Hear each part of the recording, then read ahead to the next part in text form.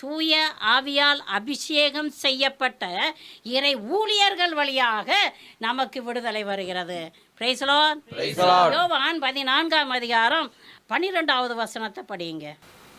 நான் செய்யும் செயல்களை என்னிடம் நம்பிக்கை கொள்பவரும் செய்வார், ஏன் அவற்றை விட பெரியவற்றையும் செய்வார். ஏனெனில் நான் தந்தையிடம் போகிறேன் என உறுதியாக உங்களுக்கு சொல்கிறேன்.